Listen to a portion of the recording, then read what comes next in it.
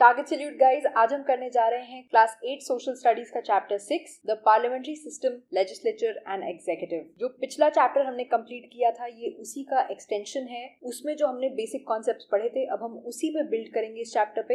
And again ये exams के लिए बहुत ज्यादा इंपॉर्टेंट है, not only for class 8 but also for future exams and competitive exams. जैसा कि हमारा स्टाइल है, एकदम सिंपल वे में चैप्टर को फटाफट कंप्लीट कर लेंगे पूरी अच्छी तरह से समझ के। Let's start.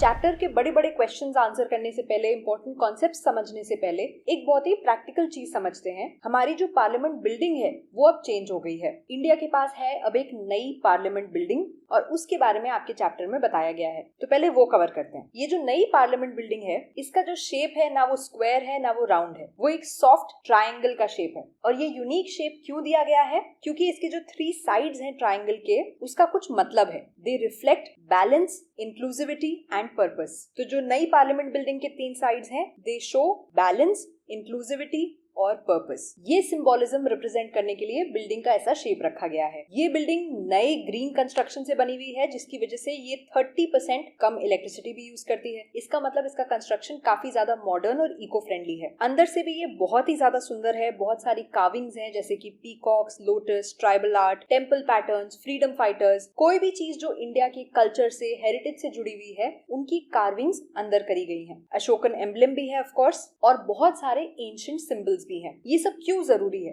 क्योंकि कोई भी डेमोक्रेसी हमेशा आगे बढ़ना चाहती है, लेकिन अगर उसके रूट स्ट्रांग नहीं है, वो अपने रूट्स पे जुड़ी हुई नहीं है, अपने पास्ट को भूल जाएगी, तो वो एक अच्छी डेमोक्रेसी कभी नहीं बन सकती। इन्हीं सब चीजों को ध्यान में रखते हुए ये नई पार्लियामेंट बिल्डिंग डिजाइन करी गई है। तो हमारी जो पुरानी पार्लियामेंट बिल्डिंग थी उसको अब कहा जाता है संविधान सदन। ये बिल्डिंग कंस्ट्रक्ट हुई थी 1920s में। जो कॉन्स्टिट्यूएंट असेंबली है जिन्होंने हमारा कॉन्स्टिट्यूशन बनाया था वो इसी बिल्डिंग में मिलते थे और डिस्कशंस करते थे, और ये अबाउट 70 इयर्स तक हमारा पार्लियामेंट हाउस रहा है। अब जो नई बिल्डिंग बन गई है इसको बोला जाता है सांसद भवन। ये भी न्यू दिल्ली में है और इसको कंस्ट्रक्ट किया गया था हमारी ग्रोइंग मॉडर्न नीड्स को अकोमोडेट करने के लिए, जैसे नई टेक्नोलॉजी, सस्टेनेबिलिटी और सेफ्टी। आज जो हम ये पार्लियामेंट की बात कर पा रहे हैं, इलेक्शंस की बात कर पा रहे हैं, all of this is because India is an independent country. हमारे इंडिपेंडेंस के लिए बहुत लोगों ने बहुत सारे सैक्रिफाइसेस दिए। आज के टाइम में कहीं ना कहीं शायद हम ये सब भूलते भी जा रहे हैं। उनकी जो स्ट्रगल थी, उन्होंने जो मेहनत करी, आज हमें ये क्वालिटी ऑफ लाइफ देने के लिए। इंडिपेंडेंट इंडिया की सबसे इंपॉर्टेंट चीज है हमारा कॉन्स्टिट्यूशन, जिसमें है बहुत सारे अच्छे फाउंडेशनल प्रिंसिपल्स जो हम ऑलरेडी पढ़ चुके हैं पिछले चैप्टर में। अगर आपने हमारा वो चैप्टर नहीं देखा है तो आप लिंक पे क्लिक कर सकते हैं और जाके वो चैप्टर पहले अच्छे से समझ सकते हैं। एक इंपॉर्टेंट बात यह है कि हमारे इंडिपेंडेंस से लेके अभी तक टोटल 18 लोकसभा के इलेक्शंस हो चुके हैं। जो पहला हुआ था वो 1952 में हुआ था और जो 18th था वो जून 2024 में हुआ था। पिछले चैप्टर में हमने लोकसभा, राज्यसभा और प्रेसिडेंट, वाइस प्रेसिडेंट के इलेक्शन के बारे में पढ़ा था, और मैंने आपको पिछले चैप्टर में ही बता दिया था कि पार्लियामेंट ऑफ इंडिया जो होता है that is composed of 3 main elements, the president of India and the 2 houses, Lok Sabha और राज्यसभा। लोकसभा को हम लोग हाउस ऑफ द पीपल भी कहते हैं या लोअर हाउस भी कहते हैं, और राज्यसभा को हम लोग काउंसिल ऑफ स्टेट या अपर हाउस भी कहते हैं। और जो भी ऐसा पार्लियामेंट्री स्ट्रक्चर होता है जहाँ पे लेजिस्लेचर में 2 हाउसेज होते हैं, मतलब lower house and upper house, उसको कहा जाता है बाय कैमरल सिस्टम। बाय का मतलब हो गया 2 और कैमरल का मतलब हो गया चेंबर या हाउस। इसीलिए इंडिया में बाय कैमरल सिस्टम फॉलो होता है, क्योंकि हमारे पास लोकसभा भी है और राज्यसभा भी है। हमारे कॉन्स्टिट्यूशन के हिसाब से लोकसभा में मैक्सिमम 550 सीट्स हो सकती हैं बस। पिछले चैप्टर में हमने आपको बताया था कि फिलहाल 543 हैं, ठीक है। और ये हम आपको बता चुके हैं कि जो राज्यसभा में एमपीज इलेक्ट होते हैं वो इनडायरेक्ट इलेक्शन से होते हैं, और राज्यसभा में कितनी सीट्स होंगी, कितने एमपीज रिप्रेजेंट होंगे, ये सब डिपेंड करता है हर स्टेट की पॉपुलेशन पे। जब कॉन्स्टिट्यूशन बनाया जा रहा था तो उस समय बहुत डिस्कशन होता था कि क्या इंडिया को एक बाय कैमरल सिस्टम की जरूरत भी है, क्या हमें 2 हाउसेज चाहिए। लेकिन उस समय ये सोचा गया कि इंडिया इतनी बड़ी कंट्री है, इतनी कॉम्प्लेक्स और डाइवर्स कंट्री है कि इंडिपेंडेंट इंडिया के सारे चैलेंजेस को फुलफिल करने के लिए हमें 2 हाउसेज चाहिए होंगे। This was created in the spirit of federalism. अब फेडरलिज्म क्या होता है? टेंशन लेने की जरूरत नहीं है। फेडरलिज्म एक बहुत ही सिंपल कॉन्सेप्ट है। इंडिया में फेडरलिज्म फॉलो किया जाता है। ये होता क्या है? ये एक ऐसा फॉर्म ऑफ गवर्नमेंट होता है जहाँ पे पावर जो है वो डिस्ट्रीब्यूटेड होता है between centre, state and local bodies. कुछ चीजों में हो सकता है सेंटर के पास ज्यादा पावर हो, कुछ चीजों में स्टेट्स के पास, और कुछ चीजों में लोकल गवर्नमेंट्स के पास। फेडरलिज्म का फायदा ये होता है कि there is always a balance between national unity and local interests. States जो है वो साथ मिलके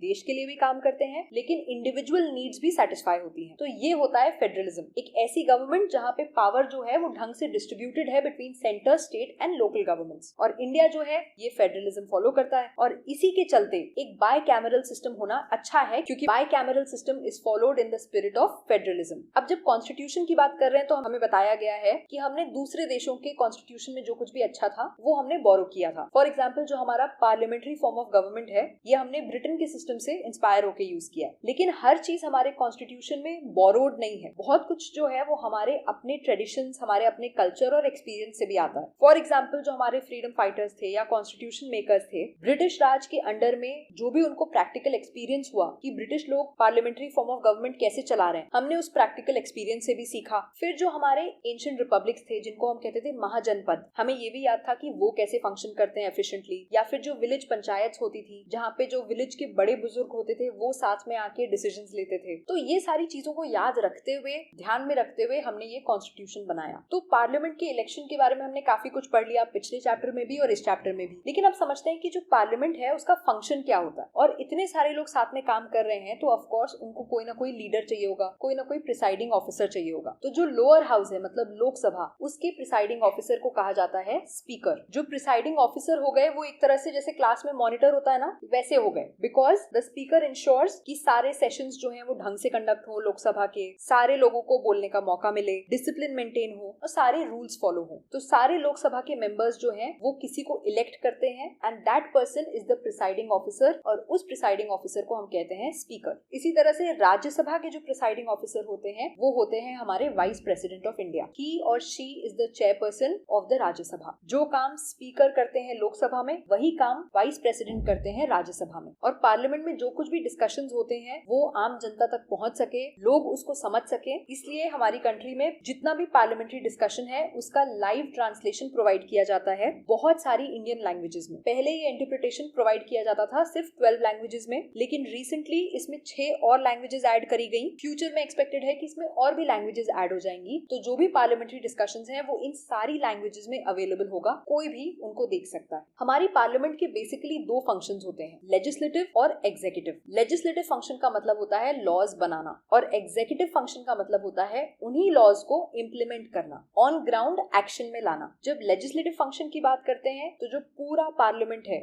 चाहे वो लोकसभा हो, चाहे वो राज्यसभा हो या वो प्रेसिडेंट हो, जब हम पार्लियामेंट बोलते हैं तो इसका मतलब हम इन 3 एलिमेंट्स की बात कर रहे हैं। तो जो लेजिस्लेटिव फंक्शन है वो ये तीनों ही पूरे करते हैं, लोकसभा, राज्यसभा और प्रेसिडेंट। लेकिन जो एग्जीक्यूटिव फंक्शन है वो कौन पूरा करता है? प्रेसिडेंट, वाइस प्रेसिडेंट और council of ministers headed by the prime minister. ये मैंने आपको पिछले चैप्टर में भी एक्सप्लेन किया था कि जो भी पॉलिटिकल पार्टी जीतती है वो सरकार बनाती है, वो सारे एमपीज होते हैं और उसी पॉलिटिकल पार्टी के जो लीडर चुने जाते हैं वो बनते हैं प्राइम मिनिस्टर। फिर प्राइम मिनिस्टर जो है वो सारे एमपीज में से अपना काउंसिल ऑफ मिनिस्टर चूज करते हैं। वो चूज करते हैं कि ठीक है मेरे पास ये 543 एमपीज लोकसभा में है, मेरे पास 245 एमपीज राज्यसभा में है, तो इनमें से कौन किस चीज में अच्छा है और मैं किसको कौन सी जिम्मेदारी दूं। तो जरूरी नहीं है कि सबके सब कोई ना कोई मिनिस्टर बने, लेकिन प्राइम मिनिस्टर चूज करते हैं कि हाँ भाई ये इंसान इस चीज में अच्छा है, ये एमपी इस चीज में अच्छा है, तो मैं इसको रेलवे मिनिस्टर बना देता हूँ या फिर मैं इसको एग्रीकल्चर मिनिस्टर बना देता हूँ। तो the prime minister chooses his council of ministers. और एग्जीक्यूटिव मतलब लॉज को इम्प्लीमेंट करने की जिम्मेदारी होती है प्रेसिडेंट, वाइस प्रेसिडेंट और काउंसिल ऑफ मिनिस्टर्स और प्राइम मिनिस्टर की। अब आगे बढ़ते हैं और इन दोनों फंक्शंस को डिटेल में पढ़ लेते हैं। जब हम पार्लियामेंट के लेजिस्लेटिव फंक्शन की बात करते हैं तो बेसिकली 4 होते हैं, constitutional function, law making function, executive accountability and financial accountability. हमारे कॉन्स्टिट्यूशन में दिया गया है कि पार्लियामेंट को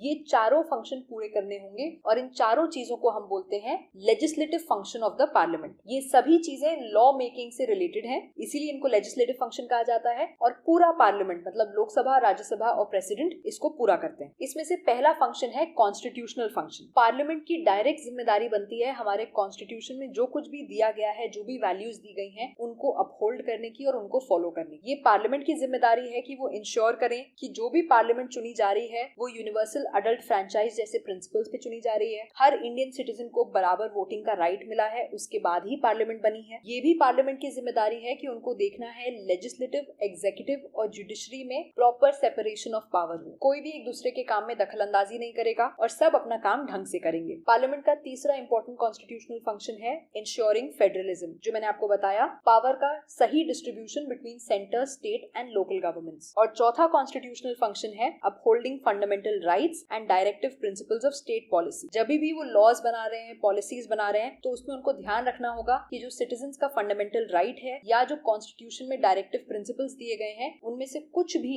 वायलेट ना हो, सब के सब फॉलो हो। दूसरा लेजिस्लेटिव फंक्शन जो है पार्लियामेंट का वो है लॉ मेकिंग। ये लेजिस्लेचर की प्राइमरी रिस्पॉन्सिबिलिटी होती है, उनका मेन काम यही होता है लॉज बनाना। हमारे कॉन्स्टिट्यूशन में बहुत डिटेल में दिया गया है कि लॉ बनाने का प्रोसेस क्या होता है। लॉ बनने से पहले वो एक एक्ट होता है, ठीक है, जब तक वो एनफोर्स नहीं होता है तब तक वो एक एक्ट होता है। उसके लिए एक बिल बनाया जाता है। बिल का मतलब जो बिल हम लोग रेस्टोरेंट में पे करते हैं वो वाला नहीं। बिल का मतलब होता है एक ड्राफ्ट प्रपोजल। ये फाइनल प्रपोजल नहीं होता है, ड्राफ्ट होता है। जैसे हम लोग जब स्कूल का काम कर रहे होते हैं तो एक फाइनल वर्क होता है और एक रफ वर्क होता है जो आप सबमिट नहीं करते हो अल्टीमेटली, बट जो आप अपने वर्किंग के लिए यूज करते हो। तो जो भी लॉ इंट्रोड्यूस करना चाहती है पार्लियामेंट, उसके ऊपर एक ड्राफ्ट प्रपोजल बनाया जाता है और इस प्रपोजल को जब पार्लियामेंट अप्रूव कर देता है तब ये बिल जो है वो एक एक्ट बन जाता है। जब ये एक्ट इम्प्लीमेंट करा जाता है तो वो कहलाता है लॉ। समझ में आ गया? Draft proposal is called a bill. जब वो बिल पूरा पार्लियामेंट का प्रोसेस फॉलो करके अप्रूव हो जाता है तब वो कहलाता है एक एक्ट, और जब वो एक्ट इम्प्लीमेंट होता है तब वो बन जाता है एक लॉ। इस चीज को ढंग से समझने के लिए हम एग्जाम्पल लेते हैं RTE का। RTE एक एक्ट है जिसका फुल फॉर्म है right of children to free and compulsory education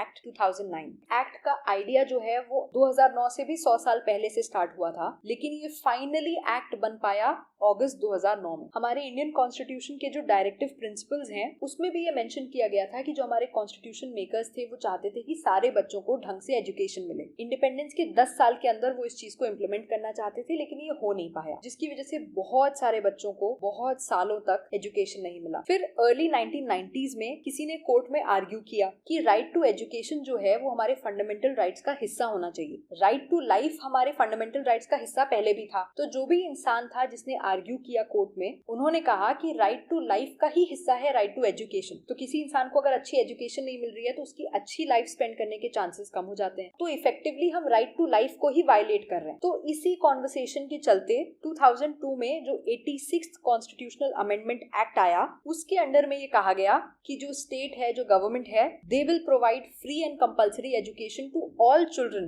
between ages of 6 and 14। ये इंक्लूड किया गया हमारे कॉन्स्टिट्यूशन के आर्टिकल 21A में in the 86th constitutional amendment 2022। ये बहुत इंपॉर्टेंट है फॉर एग्जाम्स, इसलिए फिर से बता रही हूँ। 86th कॉन्स्टिट्यूशनल अमेंडमेंट हुआ 2002 में, जिसमें ये चीज इंक्लूड करी गई आर्टिकल 21A में हमारे कॉन्स्टिट्यूशन में कि जो गवर्नमेंट है, जो स्टेट है, they will provide free and compulsory education to all children between the ages of 6 and 14। उसके 6 साल बाद राज्यसभा में इसका बिल इंट्रोड्यूस किया गया। एक कमेटी बनाई गई जिन्होंने इस बिल को डिटेल में पढ़ा, समझा और अपने मॉडिफिकेशन सजेस्ट किए। फिर इस पे काफी डिस्कशन हुआ, चर्चा हुई, डिबेट हुआ कि फंडिंग कैसे होगी, स्कूल्स, इंफ्रास्ट्रक्चर, टीचर्स, इतने सारे बच्चों को पढ़ाना, ये कैसे मैनेज होगा। फिर अगस्त 2009 में ये बिल जो है वो लोकसभा में पास हो गया। राज्यसभा में तो पहले ही इसका डिस्कशन हो चुका था, लोकसभा में भी पास हो गया और प्रेसिडेंट का भी इसको अप्रूवल मिल गया और ये बन गया एक एक्ट। इसी एक्ट के चलते बहुत सारे बच्चों को स्कूल अटेंड करने का रास्ता मिल गया, नए स्कूल के कंस्ट्रक्शन हो गए, फ्री बुक्स और यूनिफॉर्म्स भी मिलने लग गए। तो अगर हम एकदम सिंपल वे में ये प्रोसेस समझना चाहें कि एक बिल जो है वो एक्ट कैसे बनता है, तो उसकी शुरुआत होती है कोई भी हाउस, चाहे वो लोअर हाउस हो या वो अपर हाउस हो, लोकसभा या राज्यसभा, कहीं पे भी बिल इंट्रोड्यूस हो सकता है। वहां पे जहाँ पे भी बिल इंट्रोड्यूस होता है वहां उसको पढ़ा जाता है, समझा जाता है, उसको एक स्टैंडिंग कमेटी को रेफर किया जाता है। अब स्टैंडिंग कमेटी क्या होता है? स्टैंडिंग कमेटी एक परमानेंट कमेटी होती है जो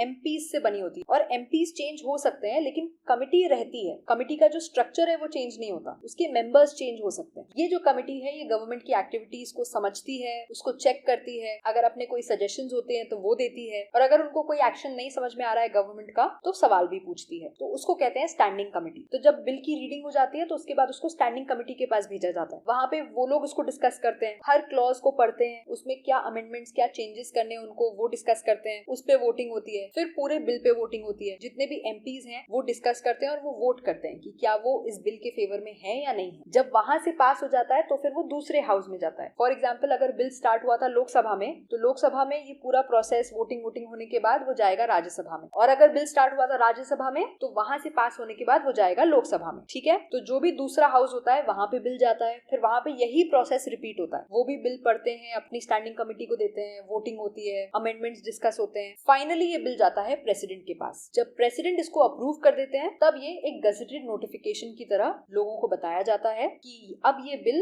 एक्ट बन चुका है और जब ये इम्प्लीमेंट किया जाएगा तो ये कहलाएगा एक लॉ। अब इस पूरे प्रोसेस में मैंने कुछ वर्ड्स यूज किए जो आपके लिए समझना बहुत जरूरी है। मैंने यहाँ यूज किया था रीडिंग ऑफ द बिल। ये जो वर्ड है बिल की रीडिंग करना, ये एक्चुअली ब्रिटिश पार्लियामेंट से बोरो किया गया है। बहुत सारे एमपीज जो थे वो पहले के टाइम में इलिटरेट होते थे, मतलब वो पढ़ना नहीं जानते थे। तो एक क्लर्क होता था जो पढ़ना जानता था और वो बिल को पढ़ के एमपीज को सुनाता था, जिससे फिर एमपीज उस पर डिस्कस कर पाए। इसीलिए टर्म यूज होता है रीडिंग ऑफ द बिल। अब ऑफ कोर्स ये चीज चेंज हो गई है। अब एमपीज जो है वो खुद बिल पढ़ते हैं और उसके बाद डिस्कशन करते हैं। इसी तरह से दूसरा वर्ड जो मैंने यूज किया था वो था क्लॉज बाय क्लॉज डिस्कशन होता है। क्लॉज का मतलब होता है किसी भी बिल के पार्ट्स जो बिल के डिटेल्स को एक्सप्लेन करते हैं। फॉर एग्जाम्पल हमने डिस्कस किया था राइट टू एजुकेशन वाले जो बिल में डिटेल थी कि 6 to 14 ईयर्स की एज के बच्चे, तो ये क्लॉज हो गया। ये आपको बता रहा है a specific detail about that bill. तो कोई भी चीज जो बिल की डिटेल्स बता रही है उसको हम बोलते हैं क्लॉज। और तीसरा वर्ड जो मैंने यूज किया था वो था गजेटेड नोटिफिकेशन। गजेट का मतलब होता है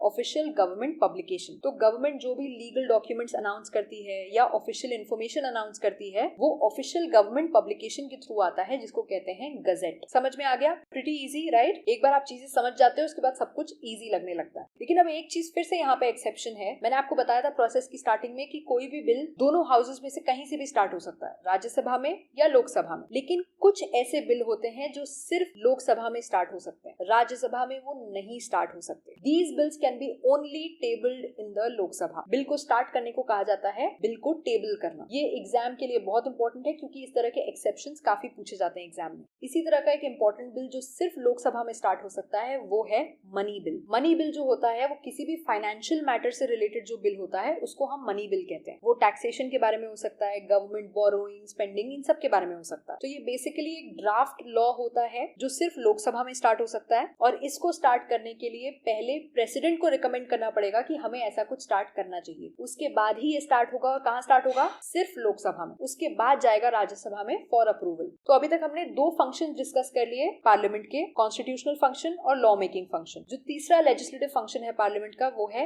एग्जीक्यूटिव अकाउंटेबिलिटी। मैंने आपको अभी बताया था कि जो एग्जीक्यूटिव होता है वो अलग होता है। जो लॉज को एग्जीक्यूट करते हैं वो president, vice president, prime minister और उनके काउंसिल ऑफ मिनिस्टर्स करते हैं। ये इंश्योर करते हैं कि सरकार जो है वो ढंग से चले और सरकार के डे टू डे फंक्शंस के जो भी डिसीजंस होते हैं वो भी यही लोग लेते हैं। ये जो यूनियन एग्जीक्यूटिव है, प्राइम मिनिस्टर और काउंसिल ऑफ मिनिस्टर्स, यही सरकार को चला रहे होते हैं। तो डे टू डे के निर्णय जो हैं वो भी यही लोग लेते हैं, of course based on the principles of the constitution. इन लोगों से लोकसभा के जो मेंबर्स हैं वो सवाल भी पूछ सकते हैं। तो लोकसभा में एक स्पेसिफिक टाइम होता है जिसको क्वेश्चन आवर बोला जाता है। जनरली ये पार्लियामेंट्री सेशन का जो पहला घंटा होता है उसको क्वेश्चन आवर माना जाता है, जहाँ पे एमपीज जो है वो किसी भी मिनिस्टर से क्वेश्चंस पूछ सकते हैं गवर्नमेंट पॉलिसीज के बारे में, गवर्नमेंट एक्टिविटीज के बारे में। और ऐसा क्यों किया जाता है? जिससे जो भी एग्जीक्यूटिव है, मतलब जो काउंसिल ऑफ मिनिस्टर्स और प्राइम मिनिस्टर हैं, जो लॉज को एक्चुअली इंप्लीमेंट कर रहे हैं ग्राउंड लेवल पे, they are accountable to the parliament. उनकी जवाबदारी बनती है टुवर्ड्स द पार्लियामेंट। उनके सारे एक्शंस को जो बाकी पार्लियामेंट के मेंबर्स हैं वो क्वेश्चन कर सकते हैं और पूछ सकते हैं कि आपने ऐसा क्यों किया या आप इसको इस चीज से और बेटर कर सकते हैं, एक्सेट्रा। इसी तरह से अगर पार्लियामेंट चाहे तो वो स्पेशल कमिटीज भी बना सकती है और ये कमिटीज मिनिस्ट्रीज से सवाल पूछ सकती हैं, उनकी पॉलिसीज के बारे में क्वेश्चंस पूछ सकती हैं। इन कमिटीज में अलग अलग एमपीज हो सकते हैं फ्रॉम डिफरेंट पॉलिटिकल पार्टीज। तो ये सब बातें सुन के आपको लग रहा होगा कि पार्लियामेंट कितना सीरियस होता है, वहाँ कितना ज्यादा डिस्कशन और डिबेट और ये सब हो रहा होता है, लेकिन ऐसा नहीं होता। पार्लियामेंट हमेशा फॉर्मल और सीरियस नहीं होता। वहाँ पे भी कभी कभी पोइट्री, कभी कभी ह्यूमर होता है, क्योंकि सब इंसान ही हैं, सब डिस्कशंस कर रहे हैं, डिबेट कर रहे हैं, तो वहाँ पे भी कभी कभी हंसी मजाक का माहौल हो जाता है। जैसे आपकी बुक में एग्जांपल्स दिए हुए हैं कि जब 2025-26 का यूनियन बजट प्रेजेंट कर रही थी हमारी finance minister Shrimati Nirmala Sitharaman ji on 1 February 2025, तो उन्होंने एक एंशिएंट इंडियन तमिल पोइट्री बोली from a book called Tirukkural. ये एक पुरानी एंशिएंट बुक है जो तमिल में लिखी गई है और उसका एक वर्स जो है वो निर्मला सीतारमन जी ने बोला था when she was presenting the union budget. इसी तरह से 2011 की बात है, उस समय एमपी थी सुषमा स्वराज जी, जो अब इस दुनिया में नहीं है, बहुत ही अच्छी पॉलिटिशियन थी। तो वो जो है उस समय की जो गवर्नमेंट थी उसको क्रिटिसाइज कर रही थी, तो उसको क्रिटिसाइज करने के लिए उन्होंने डायरेक्टली बोलने के बजाय एक पोएटिक वर्स बोला था, एक पोएम बोली थी, जिसका जवाब उस समय के जो प्राइम मिनिस्टर मिनिस्टर थे मनमोहन सिंह जी, उन्होंने भी एक पोयम से ही दिया था। तो ये सब चीजें चलती रहती है पार्लियामेंट में। अगर आपको कभी मौका मिले पार्लियामेंट्री डिबेट सुनने का तो उसको सुनिएगा, काफी इंटरेस्टिंग होती है। तो तीसरी रिस्पॉन्सिबिलिटी हमने समझ ली कि legislature is also responsible for keeping the executive accountable. जो भी एग्जीक्यूटिव है, prime minister, council of ministers, उनकी जवाबदारी रखना भी लेजिस्लेचर बॉडी मतलब पार्लियामेंट की जिम्मेदारी होती है। चौथी लेजिस्लेटिव रिस्पॉन्सिबिलिटी होती है पार्लियामेंट की फाइनेंशियल अकाउंटेबिलिटी। पार्लियामेंट जो है वो गवर्नमेंट एक्सपेंडिचर को अप्रूव करता है और मॉनिटर करता है, एनुअल बजट, और ये एग्जामिन करना कि पैसा कहाँ फंड हो रहा है, कौन सी मिनिस्ट्रीज को दिया जा रहा है और कैसे यूज हो रहा है। गवर्नमेंट जो है वो फाइनेंस से रिलेटेड सारी इंफॉर्मेशन पार्लियामेंट को प्रोवाइड करती है in a timely and accurate manner. तो अब हम आगे बढ़ते हैं और अब हम पढ़ेंगे executive functions of the parliament. हमने लेजिस्लेटिव फंक्शंस पढ़ लिए थे,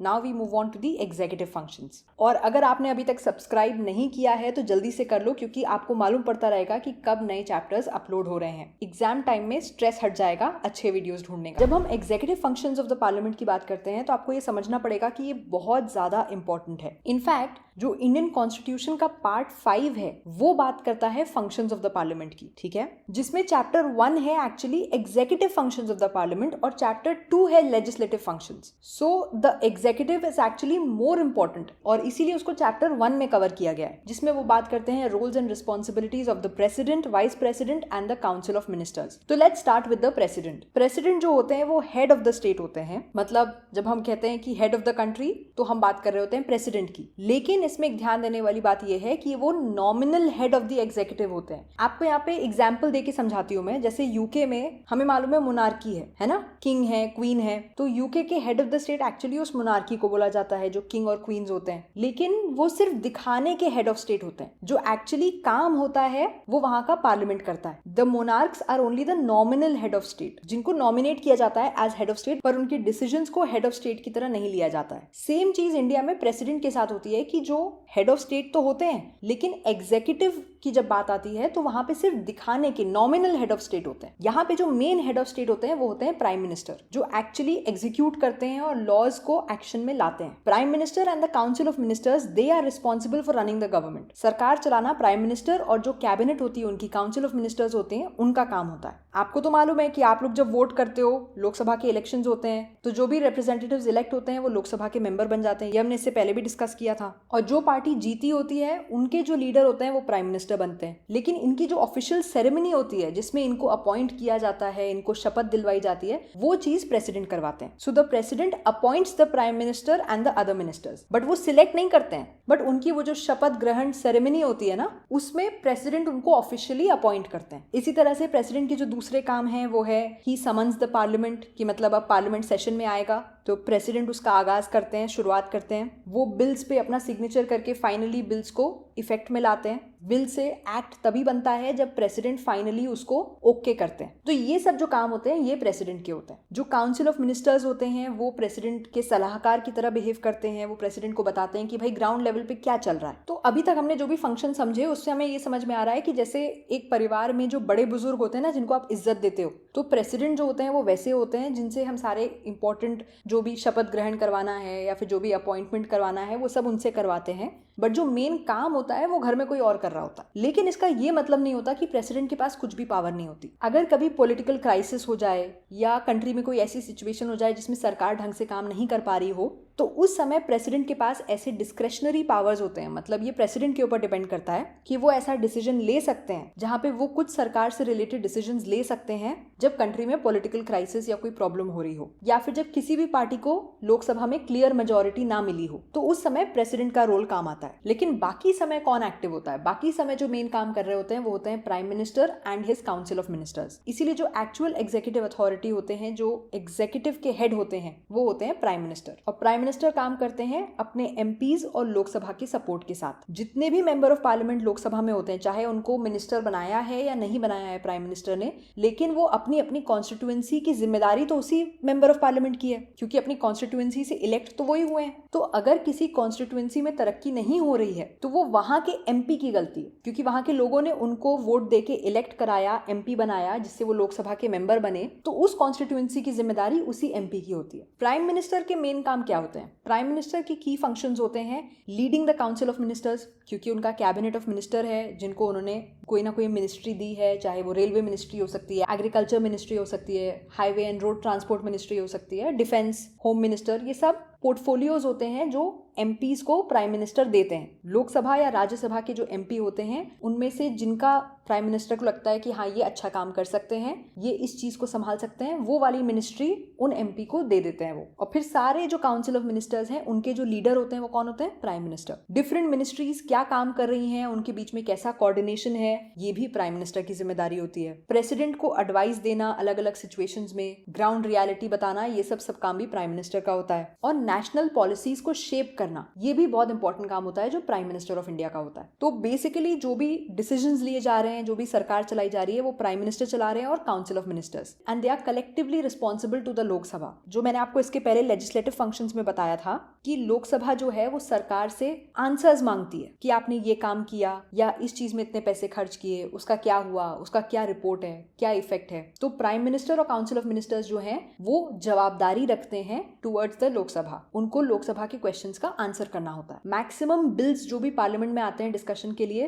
वो सब भी गवर्नमेंट ही इनिशिएट करती है, प्राइम मिनिस्टर या उनके काउंसिल ऑफ मिनिस्टर्स। और इनका साथ कौन देते हैं? क्योंकि सारा काम तो प्राइम मिनिस्टर और काउंसिल ऑफ मिनिस्टर्स अकेले नहीं कर सकते, बहुत सारे काम होते हैं। इनका साथ देते हैं सिविल सर्वेंट्स, जो आपने वैसे भी सुना होगा, IAS, IPS, IFS, ये सब होते हैं सिविल सर्वेंट्स जो सरकार की हेल्प करते हैं लॉज और पॉलिसीज को ग्राउंड लेवल पे इंप्लीमेंट करने में। ये जो ऑफिसर्स होते हैं इनको एडमिनिस्ट्रेटर्स भी बोला जाता है या फिर ब्यूरोक्रेट्स भी बोला जाता है, और ये मिनिस्टर्स के मार्गदर्शन में काम करते हैं। मिनिस्टर्स इनको बताते हैं कि क्या क्या काम करने हैं, और सिविल सर्वेंट्स वो काम करते हैं जिससे गवर्नमेंट डिपार्टमेंट्स स्मूथली काम कर सके। जैसे जवाबदारी की बात जब हम कर रहे थे, अब इसी से एक पुराना एग्जाम्पल लेते हैं। 1956 में जो हमारे रेलवे मिनिस्टर थे वो थे लाल बहादुर शास्त्री जी, बहुत ही अच्छे इंसान थे। तो 1956 में हुआ एक ट्रेन एक्सीडेंट जिसमें लाल बहादुर शास्त्री जी की एक्चुअली कोई गलती नहीं थी, बट उनको लगा वो रेलवे मिनिस्टर हैं, उनकी मॉरल जिम्मेदारी बनती थी, और उनके नेतृत्व में, उनकी लीडरशिप में ऐसा बड़ा ट्रेन एक्सीडेंट हो गया, तो उस चक्कर में उन्होंने रिजाइन कर दिया। उन्होंने जवाहरलाल नेहरू जो उस समय प्राइम मिनिस्टर थे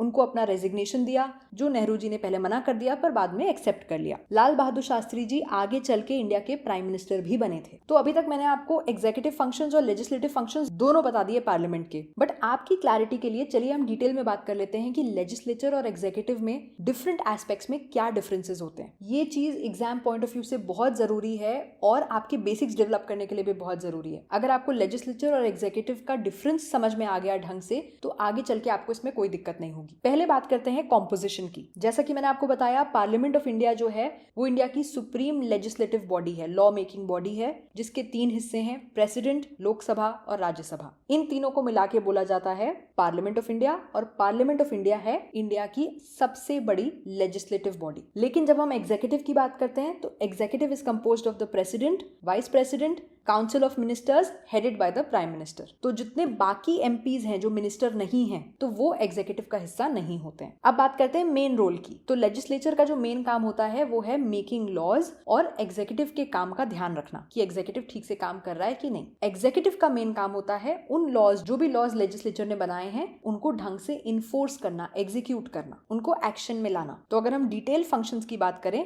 तो लेजिस्लेचर क्या क्या काम कर सकता है? वो पार्लियामेंट में कोई भी बिल इंट्रोड्यूस कर सकता है, वो एग्जीक्यूटिव के काम का ध्यान रखते हैं, क्वेश्चंस पूछ सकते हैं, एक्सप्लेनेशन मांग सकते हैं किसी भी चीज का। जितने भी सरकार के एक्सपेंसेस होते हैं उनको सैंक्शन, मतलब उनकी हामी लेजिस्लेचर भरता है। लेजिस्लेचर उस एक्सपेंस को पास करता है, तभी सरकार उस पैसे को यूज कर पाती है। और लेजिस्लेचर जो है वो अलग अलग पार्लियामेंट्री कमिटीज बना सकते हैं और उनसे कंसल्टेशन कर सकते हैं, उनसे चीजों के बारे में पूछ सकते हैं। अगर हम एग्जीक्यूटिव के फंक्शंस की डिटेल में बात करें तो जो मैक्सिमम बिल्स इंट्रोड्यूस होते हैं पार्लियामेंट में, वो सब एग्जीक्यूटिव के लोग ही करते हैं। लेजिस्लेचर जो भी सवाल पूछती है एग्जीक्यूटिव से, उसके बारे में सही इन्फॉर्मेशन बताना, एक्सप्लेनेशन देना, ये सब काम भी एग्जीक्यूटिव का होता है। और साथ ही साथ वो प्रेसिडेंट को भी एडवाइस करते हैं, जितने भी इंपॉर्टेंट मैटर्स हैं कंट्री के, या फिर इवन पार्लियामेंट का सेशन कब बुलाना है, ये एडवाइस भी एग्जीक्यूटिव करती है टू द प्रेसिडेंट। इसी तरह से अगर हम फाइनेंसेस की बात करें तो एग्जीक्यूटिव जो है वो बजट तैयार करते हैं, और जब वो बजट अप्रूव हो जाता है बाय द लेजिस्लेटिव बॉडी, तो उस बजट को इंप्लीमेंट करते हैं, उसको लागू करते हैं। और एग्जीक्यूटिव जो है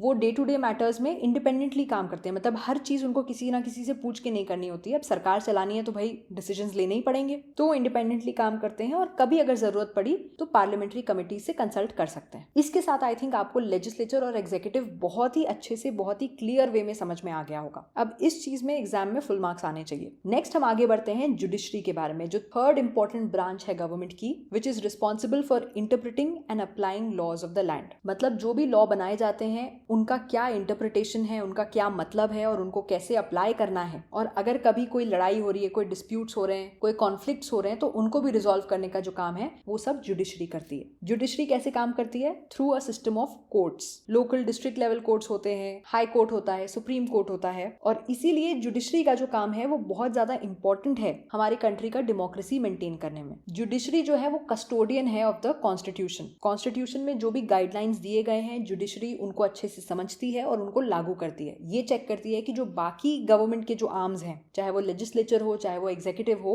ये सब जो है ये कॉन्स्टिट्यूशन के दायरे में रह के काम कर रहे हैं कि नहीं। देखिए हमारा जो कॉन्स्टिट्यूशन है उसने लेजिस्लेचर और एग्जीक्यूटिव को कंट्री को गवर्न करने के राइट्स तो दिए हैं, लेकिन कुछ जिम्मेदारियां भी दी हैं। तो जुडिशरी जो है वो ये चेक करती है कि जो लेजिस्लेचर और एग्जीक्यूटिव है वो अपने राइट्स को सही से यूज कर रहे हैं कि नहीं, और वो अपनी जिम्मेदारियां ढंग से पूरी कर रहे हैं कि नहीं। तो इसीलिए जुडिशरी की ये बहुत बड़ी जिम्मेदारी होती है कि जो भी नए लॉज बन रहे हैं वो हमारे कॉन्स्टिट्यूशन से अलाइंड हैं या नहीं। और जैसे पार्लियामेंट फंक्शन करता है through the legislature and executive, वैसे ही जुडिशरी फंक्शन करता है थ्रू कोर्ट्स। तो इससे आप देख सकते हो एक क्लियर सेपरेशन ऑफ पावर है, एक system of checks and balances है, जहां पे एग्जीक्यूटिव जो है वो एक्चुअली लॉज को कैरी आउट कर रहा है, लेजिस्लेचर जो है वो एग्जीक्यूटिव से जवाबदारी रखता है, वो सवाल पूछ सकता है एग्जीक्यूटिव से, और जुडिशरी जो है वो लेजिस्लेचर और एग्जीक्यूटिव दोनों से सवाल पूछ सकती है। और जुडिशरी को काम करना पड़ता है कॉन्स्टिट्यूशन के दायरे में। तो इससे ये इंश्योर होता है कि कोई भी ऑर्गन ऑफ द गवर्नमेंट जो है वो ज्यादा पावरफुल ना हो जाए या कॉन्स्टिट्यूशन के अगेंस्ट ना चला जाए। ये सब जो भी अभी हमने डिस्कस किया ये सब सेंट्रल लेवल पे था, नेशनल लेवल पे। अब यही चीज जो होती है ये स्टेट लेवल पे भी होती है। अगर आप नेशनल लेवल वाला पार्ट ढंग से समझ गए हो तो वही सेम चीज रेप्लिकेट होती है स्टेट में, बट एक छोटे लेवल पे, स्टेट के लेवल पे। जैसा कि मैंने बताया नेशनल लेवल पे जो पार्लियामेंट होते हैं उसका लेजिस्लेटिव और एग्जीक्यूटिव फंक्शन होता है। इसी तरह से हर स्टेट का अपना लेजिस्लेचर और एग्जीक्यूटिव भी होता है। एक तरह से बस कंट्री का ही सेटअप छोटे फॉर्म में होता है। ये जो लेजिस्लेचर और एग्जीक्यूटिव होता है इसको स्टेट लेवल पे हम बोलते हैं स्टेट असेंबली। और जैसे सेंट्रल लेवल पे मेंबर ऑफ पार्लियामेंट होता है, वैसे ही स्टेट लेवल पे होता है member of legislative assembly. MLAs जो होते हैं ये किस चीज पे लॉ बनाते हैं? आप कहोगे वहां पे तो सेंट्रल लेवल पे वो ऑलरेडी लॉ बना रहे हैं। अब ये स्टेट वाले किस चीज पे लॉ बनाते हैं? ये लॉ बनाते हैं उन टॉपिक्स पे जो स्टेट लिस्ट पे हैं या फिर जो कंकरेंट लिस्ट पे हैं। अब आप बोलोगे मैंने आपको नई चीज बता दी यार, ये क्या होता है यूनियन लिस्ट, स्टेट लिस्ट और कंकरेंट लिस्ट? आइए समझ लेते हैं। ये मैं आपको पहले भी बता चुकी हूँ, जो हमारा कॉन्स्टिट्यूशन है उसने कोशिश करी है कि एक पावर बैलेंस बना रहे। फेडरलिज्म का कॉन्सेप्ट भी मैंने आपको बताया था कि पावर डिस्ट्रीब्यूशन होता है between centre, state and local governments. इसी चीज के दायरे में आता है यूनियन लिस्ट, स्टेट लिस्ट और कंकरेंट लिस्ट, जहां पे कॉन्स्टिट्यूशन ने ऐसे लिस्ट बनाए हैं क्लैरिफाई करने के लिए कि कौन से टॉपिक पे कौन सा एरिया जो है वो सेंटर के अंडर में आता है, कौन सा टॉपिक जो है वो स्टेट के अंडर में आता है और कौन सा टॉपिक लोकल लेवल के अंडर में आता है। ऐसी चीजें जिसपे सेंटर लॉ बना सकता है, जैसे कि इंडियन डिफेंस, जो हमारा डिफेंस सिस्टम है इस पे इंडिविजुअली स्टेट्स काम नहीं करते, इस पे नेशनल लेवल पे काम होता है, तो ये यूनियन लिस्ट का टॉपिक है। कुछ टॉपिक्स होते हैं जो सिर्फ स्टेट की लिस्ट में होते हैं, जिसपे सेंटर कोई भी लॉ नहीं बनाता, जिसपे सिर्फ स्टेट लॉ बनाता है, वो स्टेट के अपने मैटर्स होते हैं। और फिर कुछ टॉपिक्स होते हैं जिसपे स्टेट और सेंटर दोनों लॉ बना सकते हैं, उसको कहा जाता है कंकरेंट लिस्ट। ये कैसे होते हैं? जैसे कि एजुकेशन हो गया या एनवायरमेंटल पॉलिसी हो गई, इस पे स्टेट और सेंटर कोलैबोरेट करके लॉज बनाते हैं। लेकिन अगर कभी मान लीजिए उसी चीज पे स्टेट ने भी कुछ लॉ बनाया है लेकिन सेंटर ने कोई दूसरा लॉ बना दिया जो स्टेट के लॉ के अगेंस्ट जा रहा है, तो सेंटर का लॉ माना जाएगा। स्टेट गवर्नमेंट को सेंटर का ही लॉ फॉलो करना पड़ेगा कॉन्करेंट लिस्ट के उस टॉपिक पे। फॉर एग्जाम्पल जो हमने राइट टू एजुकेशन का एक एक्ट देखा था RTE, वो कंकरेंट लिस्ट का टॉपिक है क्योंकि वो एजुकेशन का टॉपिक है, लेकिन क्योंकि सेंटर ने RTE एक्ट बनाया है तो वो सारे स्टेट्स को फॉलो करना पड़ेगा। ठीक है, तो आगे बढ़ते हैं। जैसे कि मैं आपको सिमिलैरिटी बता रही थी यूनियन गवर्नमेंट और स्टेट गवर्नमेंट के बीच में, तो आपको एक वर्ड याद होगा, मैंने बताया था बाइकैमरल, है ना? क्या मतलब होता है इसका? Having 2 houses. तो हमने डिस्कस किया था यूनियन गवर्नमेंट सेंट्रल लेवल पे 2 हाउसेज होते हैं, लोकसभा और Rajya Sabha, lower house and upper house. इसको कहा जाता है bicameral cameral system. State level पे भी कुछ स्टेट्स में बाय कैमरल सिस्टम होता है, जहां लेजिस्लेटिव असेंबली होती है जिसको हम कहते हैं विधानसभा, और लेजिस्लेटिव काउंसिल होता है द अपर हाउस जिसको हम कहते हैं विधान परिषद। लेकिन कुछ स्टेट्स ऐसे होते हैं जिसमें यूनिकैमरल सिस्टम होता है, मतलब सिर्फ एक ही हाउस होता है, विधानसभा या the lower house. In states में विधान परिषद नहीं होता है। जो भी थोड़े बड़े स्टेट्स हैं उसमें जनरली हम बाय कैमरल सिस्टम रखते हैं, वहां पे 2 हाउसेज रखते हैं जिससे उनको गवर्न करना ज्यादा आसान हो जाए। कौन से स्टेट्स हैं जिसमें बाय कैमरल सिस्टम है? आंध्र प्रदेश, बिहार, कर्नाटका, महाराष्ट्र, तेलंगाना और उत्तर प्रदेश। बाकी सारे स्टेट्स में यूनिकैमरल सिस्टम होता है। ये स्टेट्स आपको याद करने पड़ेंगे। क्या आपने कभी विधानसभा की बिल्डिंग देखी है? जनरली बहुत ही सुंदर बिल्डिंग्स होती हैं। फॉर एग्जाम्पल ये जो बिल्डिंग है ये कर्नाटका के विधानसभा की बिल्डिंग है, और इस बिल्डिंग को एनविजन किया था मिस्टर केंगल हनुमंथाया ने, जो एक फ्रीडम फाइटर थे, कॉन्स्टिट्यूएंट असेंबली के भी मेंबर थे, कर्नाटका के चीफ मिनिस्टर भी थे और बाद में एक मेंबर ऑफ पार्लियामेंट भी बने थे। तो अब इस चीज को फाइनली समराइज करने के लिए, जैसे हमने लेजिस्लेचर और एग्जीक्यूटिव के फंक्शंस के बीच में कंपैरिजन पढ़ा था, वैसे ही अभी हम यूनियन गवर्नमेंट और स्टेट गवर्नमेंट के बीच में एक कंपैरिजन देख लेते हैं, जिससे आपको ये चीज और अच्छे से क्लियर हो जाए दोनों के स्ट्रक्चर में क्या सिमिलैरिटीज हैं। स्टेट लेवल वाला जो होता है वो बिल्कुल यूनियन लेवल जैसा होता है। यूनियन में कॉन्स्टिट्यूशनल हेड कौन होता है? The president of India, elected by N electoral college, मैंने आपको बताया था। इसी तरह से स्टेट गवर्नमेंट में जो कॉन्स्टिट्यूशनल हेड होता है सिमिलर टू द प्रेसिडेंट, वो होता है गवर्नर ऑफ द स्टेट, और इनको अपॉइंट करते हैं president of India. Her state के गवर्नर को प्रेसिडेंट ऑफ इंडिया अपॉइंट करते हैं। प्रेसिडेंट ऑफ इंडिया का टर्म होता है 5 ईयर्स का, और इसी तरह से किसी भी स्टेट के गवर्नर का भी टर्म होता है 5 ईयर्स का। जैसे कि मैंने आपको बताया था, एग्जीक्यूटिव हेड इंडिया के नॉमिनल हेड होते हैं प्रेसिडेंट, लेकिन जो एक्चुअली काम करते हैं, जो एग्जीक्यूट करते हैं सारी चीजें, the de facto executive authority of the country होते हैं प्राइम मिनिस्टर। सेम चीज अगर हम स्टेट में कॉपी करें तो नॉमिनल हेड होते हैं governor, but the de facto executive authority of the state होते हैं द चीफ मिनिस्टर। एग्जीक्यूटिव को सिलेक्ट कौन करता है, मतलब काउंसिल ऑफ मिनिस्टर्स को सिलेक्ट कौन करता है? The leader of the majority party या the coalition in the Lok Sabha. मैंने आपको बताया था जो प्राइम मिनिस्टर होते हैं, जो लीडर होते हैं मेजोरिटी पार्टी के, वो अपना कैबिनेट, अपना एग्जीक्यूटिव खुद चुनते हैं। इसी तरह से स्टेट लेवल पे the leader of the majority party और द कोएलिशन, जो अल्टीमेटली चीफ मिनिस्टर बन जाते हैं, वो अपना कैबिनेट खुद चुनते हैं। सेंट्रल लेवल पे the executive is collectively responsible to the Lok Sabha. जितने भी मिनिस्टर्स हैं और प्राइम मिनिस्टर, वो जवाबदारी रखते हैं टुवर्ड्स लोकसभा, और स्टेट लेवल पे चीफ मिनिस्टर और उनके काउंसिल ऑफ मिनिस्टर्स जवाबदारी रखते हैं towards the Vidhan Sabha. Central level पे जो स्ट्रक्चर होता है वो बाइकैमरल सिस्टम होता है, लोकसभा और राज्यसभा। स्टेट गवर्नमेंट लेवल पे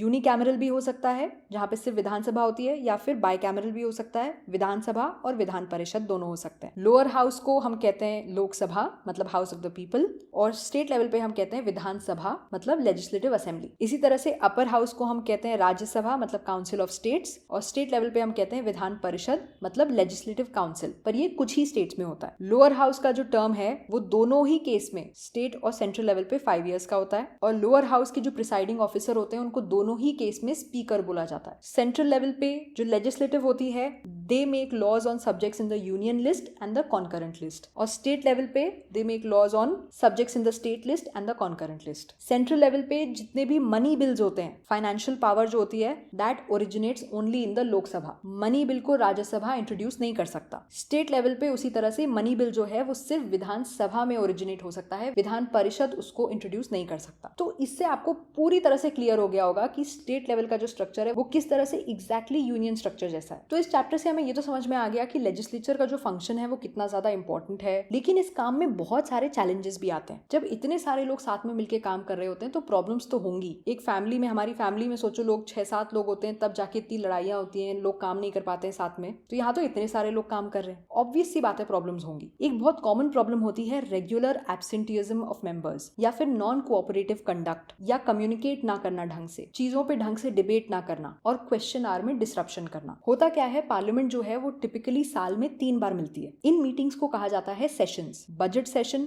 मॉनसून सेशन और विंटर सेशन। इन सारी मीटिंग्स में पार्लियामेंट मिलती है to discuss upon important laws या फिर इंपॉर्टेंट मैटर्स डिस्कस करने के लिए, और सेशन के दौरान जनरली पार्लियामेंट एक दिन में 6 घंटे के लिए मिलती है। अगर कभी कोई इंपॉर्टेंट डिस्कशन चल रहा है और टाइम ज्यादा लग रहा है तो उस टाइम को एक्सटेंड भी किया जा सकता है, 6 घंटे से ज्यादा भी बैठ सकते हैं वो लोग। इसी तरह का स्केड्यूल जो है वो स्टेट असेंबली भी फॉलो करती है। तो ये माना गया था कॉन्स्टिट्यूशन में कि जो पार्लियामेंट है, जो स्टेट असेंबलीज हैं, दे शुड बी स्पेसेस जहां पे ढंग से डिबेट हो, थॉटफुल डिबेट हो, डिस्कशन हो, लॉज बनाए जाएं। लेकिन जब जो मेंबर्स हैं पार्लियामेंट के वो डिबेट्स को डिसरप्ट करते हैं, ढंग से डिबेट नहीं करते, कम्युनिकेट नहीं करते, या एब्सेंट हो जाते हैं, या सही से बिहेव नहीं करते हैं, तो उसकी वजह से सेशंस जो हैं वो छोटे हो जाते हैं, इंपॉर्टेंट चीजें डिस्कस नहीं हो पाती और कुछ बिल्स को सालों लग जाते हैं डिस्कस होके पास होने में। जब हम पार्लियामेंट की प्रोडक्टिविटी की बात करते हैं तो एक्चुअली हम कहना चाह रहे हैं कि productivity is measured by the number of hours either the Lok Sabha और Rajya Sabha actually function against the time it was scheduled to. मतलब अगर उनको 6 घंटे मिलना था, 6 घंटे बात करनी थी, और जो मेंबर ऑफ पार्लियामेंट हैं वो लड़ाई करने लग गए या वो गलत तरह से बिहेव करने लग गए और उस चक्कर में पार्लियामेंट के सेशन को छोटा करना पड़ गया, सिर्फ 4 ही घंटा बैठी पार्लियामेंट, उसके बाद चले गए सब लोग, तो प्रोडक्टिविटी जो हो गई वो 66% हो गई, क्योंकि उनको बैठना था 6 घंटे बट वो बैठे